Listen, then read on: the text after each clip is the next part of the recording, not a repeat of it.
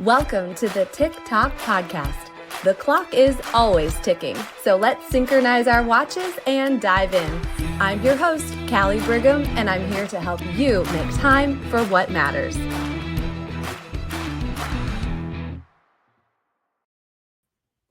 Hello, friends. Welcome back to this episode where, once again, not shockingly, your host gets really real about some stuff. So, yeah, that's just kind of how we are over here. And I have zero ego when it comes to going ahead and letting you know when I know something and when I don't, or in this case, when I almost made a huge mistake. Well, let's just put it like this: big mistake, big, huge. Okay, what movie's that from? Anybody? But truly, there was something that I was planning and working on and researching. And the actual truth of the matter is that I was getting ready to make a giant error, a big, big, big mistake. And because I am free enough and I feel comfortable enough with all of you to share what it is, that is what we're going to talk about today so that you can take a little peek into the drama.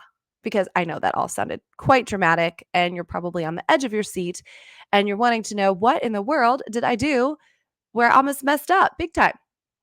I will say, in my over 2-decade career so far, I have made plenty of mistakes. And you know what? They're not all bad. And actually, in this case, this is a great way to use a life example as kind of a parable here for you so that we can have a good conversation about it. Um, so, knowing that mistakes are just part of the thing, they're part of the deal. I ask my kids when they get home from school today, how did you fail? Because we know sometimes it is things that we did that we now know that we're not going to do that again. And sometimes it's things that are outside of our control, but we figure out how to handle it, right? So we are not afraid of failure and mistakes over here. But what I am going to tell you about is the one that I almost made and how thankfully I narrowly avoided it. So, a little background, of course, the little context is always helpful. I am the kind of person who wants to make sure that I am always growing in what I share with you, the audience. So I've learned a lot of things in just the school of life, so to say. Probably feel like I have a master's degree in some of this. So I've learned a lot of things, but I feel like there's so much more for me to still learn and implement and try and to explore. So I've been working recently on what are the problems and the causes of those problems that I'm helping solve in this space, in this beautiful arena and platform that I have been given with this podcast. Where can I grow in understanding what the problems are? And then, therefore, what solutions can I give? And ultimately, what mission am I on and are we on together? So that's where I'm coming from, wanting to be better, wanting to learn, wanting to grow so that I can contribute to you. So for the past year, now almost a year, I have dug into the time management space. There's a lot of different areas that I feel like I have learned in all of these years, but time management, just there was something about it, right? And so as I started to work on it and research it and see what I could do to make it all make sense, of course, a few thoughts started to emerge, things that probably sound familiar to you if you listen to my podcast, things along the lines of the importance of emotional and energy management, almost more than anything. Some tools and ideas to better organize your schedule. I'll just go ahead and hold up one of them right here. This, if you're watching on YouTube, this is the famous weekly plan that comes from the Brain Drain. So here's mine for this particular week. And I don't have it color coded. I just have teal because that was just making me happy that week. And that's fine. And if you need access to that, you always have free access to the Brain Drain and weekly plan. You can always find that linked in my social and also in the show notes. So you are welcome to utilize that tool. So again, things that I use in my own personal life that I just want to give value to for you. Other things that I use to organize my schedule, organize your schedule, of course, expert guests that have come on. But at the end of the day, here is the conclusion that I was coming to. Are you ready? So, my conclusion here for my thesis, so to speak, was I had a desire to give you more time so that you would know how to make more time, how to reclaim your time. I mean, that sounds pretty good, right? It sounds like what most of us, especially our busy momtrepreneurs, that you would want that. If I only had more time. Have you ever thought that thought?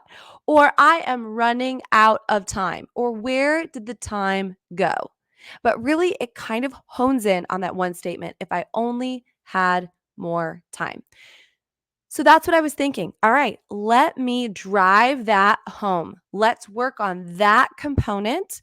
Let's see if we can't make that equation work. And that, my friends, was almost the big mistake. Because let me tell you what I discovered to be the actual truth. So, again, the premise is women want more time. And as I was going through this process, and in just a few minutes, I will tell you how this process worked in case you're curious how this actually came to be. But I had a huge aha truth bomb just dropped. It is not about making or finding or getting more time. I mean, put that in capital letters and an exclamation point. It is not about making, finding, or getting more time. I will do my very best from now on to never imply those things because we will only fill that more time with more stuff, more lists, more to dos, more obligations, more busy work, more activities, more things that make us feel overcommitted and overstressed and lack of sleep and lack of resources. That the last thing, friends, we need is more time. The more I thought about it, the more that exhausted me. And the more I thought, please, nobody give me more time. I mean, I look at this weekly plan sheet with my brain drain and I think the last thing I need is one more column with more rows that I have to fill in. I have enough time. And frankly, if we needed more time, God would have given it to us. So, what do we need? Well, we need to learn how to make the most of that time that we have through the filters of our priorities so that we can be at the top of our game without burnout or without guilt. So again, are you with me? Are you tracking with me? Is your jaw on the floor thinking, "Whoa, I had it wrong too." This whole time I thought if I only had more time.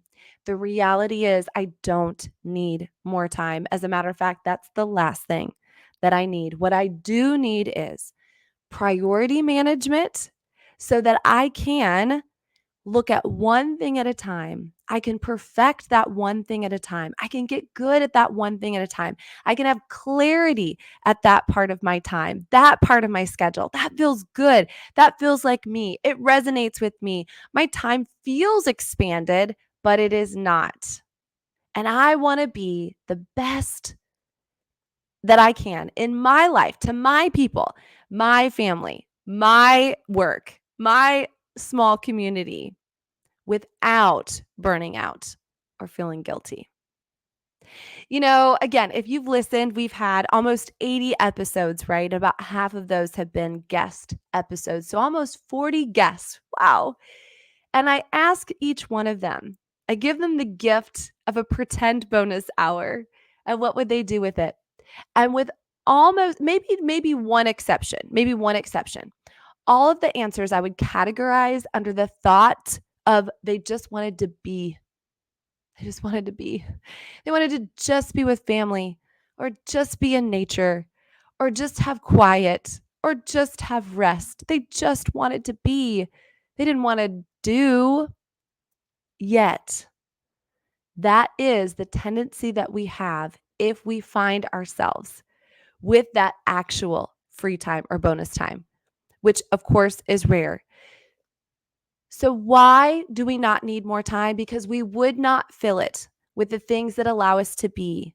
We would not fill it with the things that allow us to recharge. We would fill it with more of the things that drain us, that are demanding of us. And so we are going to break free from that thought.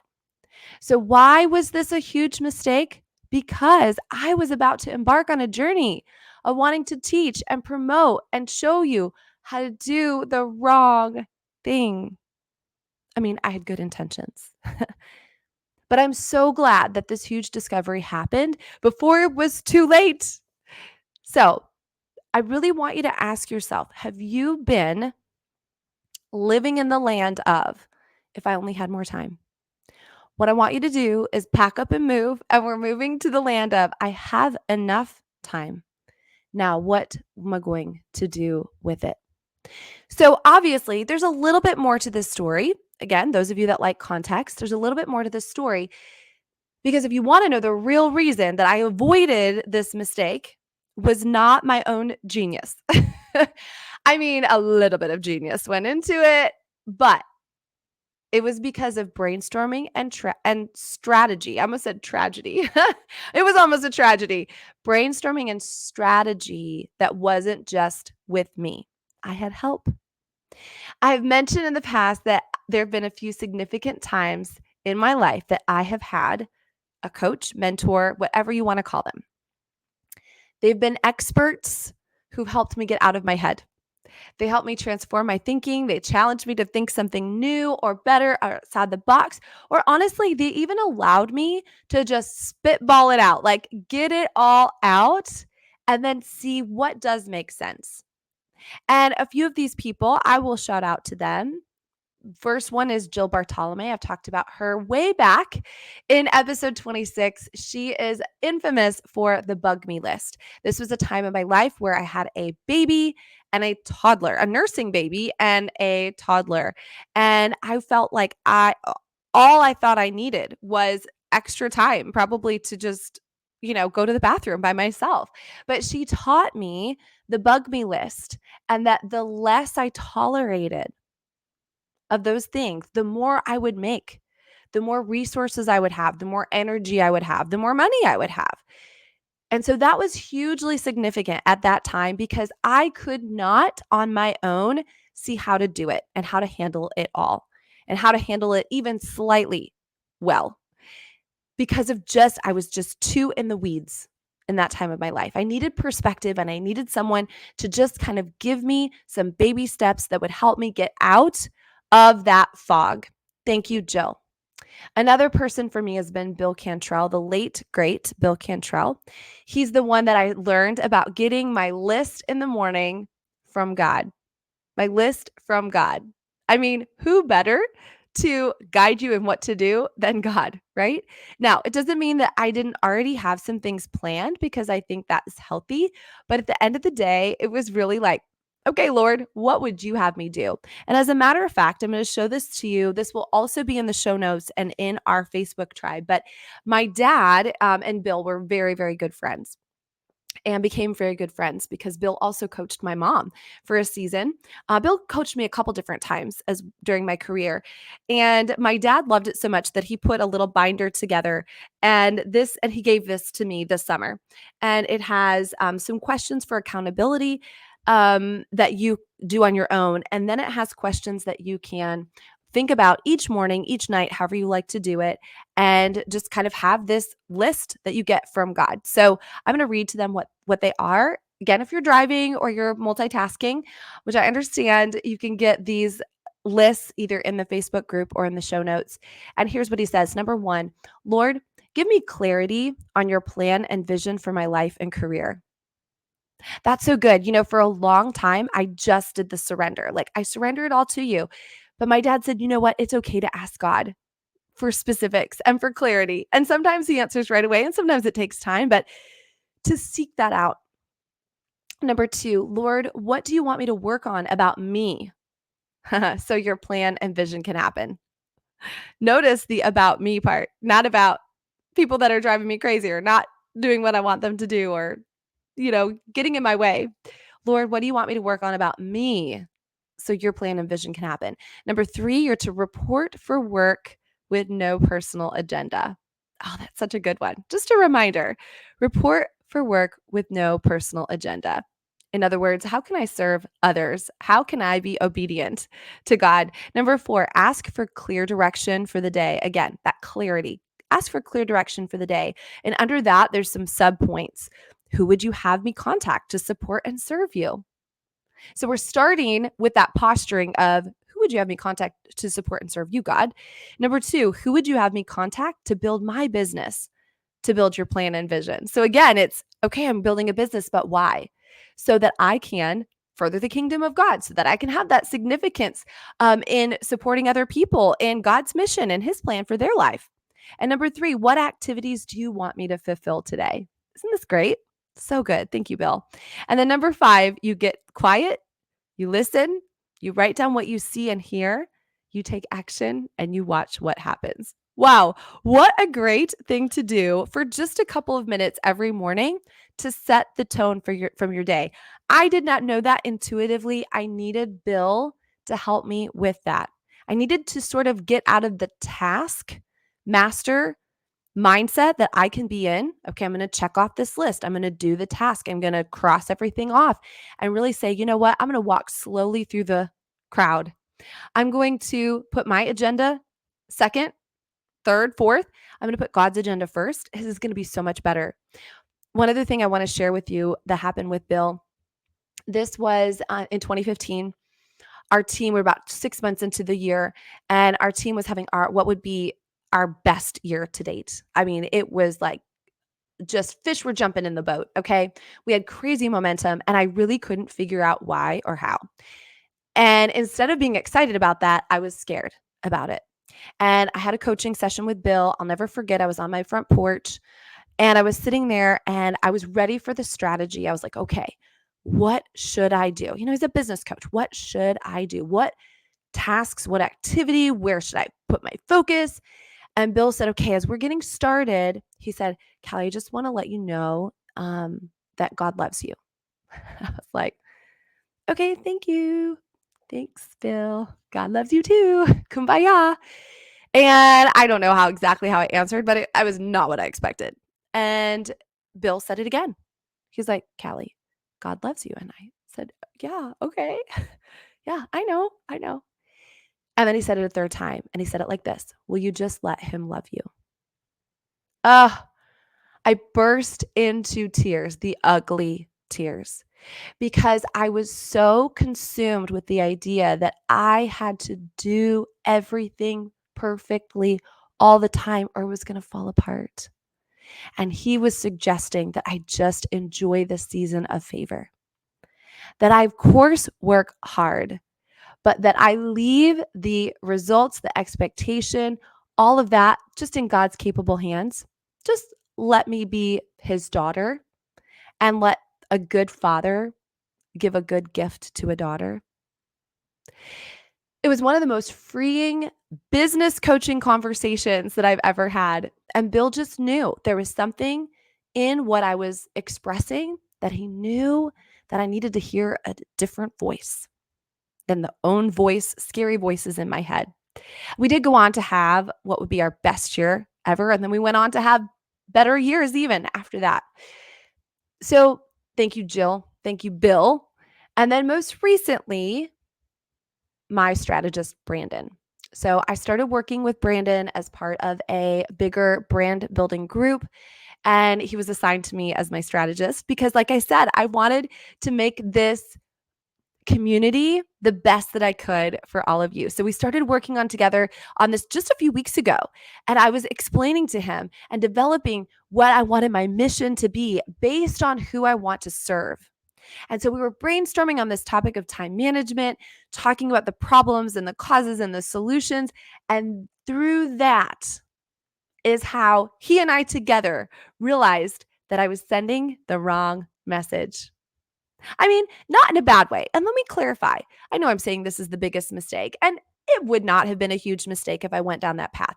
But I was mentioning to him some of our most recent guests, one of our mastermind clients, Chanel, in episode 73, and Megan, my new friend, who just taught us how to take a Sabbath on our last episode. episode 75. And we had, is it weird to call it a Sabbath challenge? But we had a Sabbath challenge last week on really making sure that we take that time to unplug and recharge.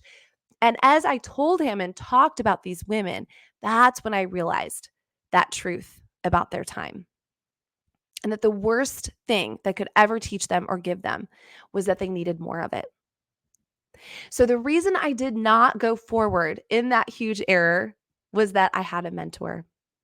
Now, mentors come in many shapes and sizes and forms, and they fill many different needs and in different seasons. Like I said, I had Jill, I had Bill, I've had Brandon, and I've had others in between as well. Just wanted to highlight those. So, because of that, I want to say I finally do have a big announcement for those of you that have been listening. And many of you will be getting an email and you'll see it on the social, but I am thrilled to announce that because of that I really have felt that and because I am now managing my time better, that I really wanted to take on 6 clients. A half a dozen clients is really where I felt that would be a good fit for me and for them. And these are the kinds of clients that I'm wanting to work with, and I pray want to work with me. So if you fall into this category, great. If you do not, I would love for you to think about who would. And so I am looking for ambitious, visionary, busy momtrepreneurs that want to be at the top of their game without burnout or guilt. Does that sound familiar? I said it at the beginning. So where are my ambitious, visionary momtrepreneurs who are busy, of course, that want to be at the top of their game without burnout and without guilt? So if that is you, I want to invite you to book a free interest session with me. So we'll just have a quick little connect chat. You can go to the show notes. You can see the calendar link there, and you can go ahead and do that. For the next 2 weeks, we'll be doing these connect chats, and then we'll be starting this mentorship, one-on-one mentorship for the next 3 months, October, November, December, if you're listening in real time. Now, the reason I decided to do it is I know this kind of woman. And I know going into the holidays, she's probably already thinking, well, maybe I'll do this after the holidays. Okay, let's not do that because I want to work with you. I feel like this is just in time so we can create some amazing habits, routines, and rhythms and enjoy the season so that you can start off 2025 already ahead of the game. So again, if that is you, I want to invite you to this. I have such peaceful yet powerful just anticipation over what this is going to look like. And now there is an action step for everybody. So if you're saying, okay, that sounds great, that's not me, I just don't fall into that category, or that's just not where I need my needs to be served right now, then my action steps for you would be to think about, who are you serving and what problem are you solving for them? So whether that is just personally or professionally, who are you serving and what problem are you solving for them? And make sure, do a little brainstorm session.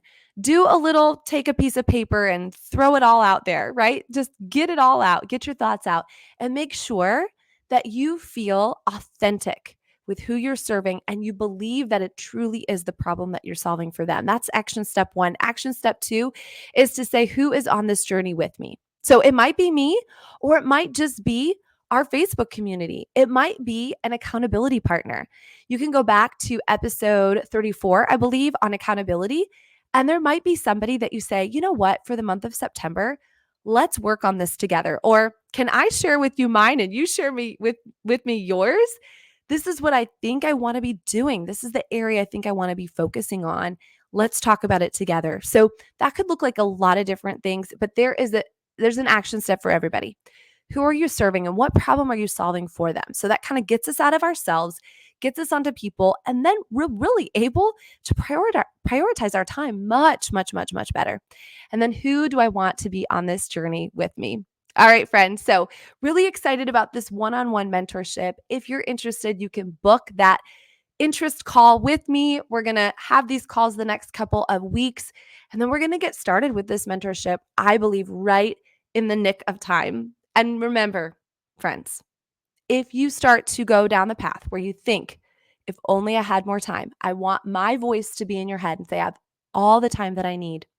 What I want to do now is I want to be very clear on how I'm prioritizing that time and how I am utilizing that time for my best so I can be at the top of my game without burning out and without guilt.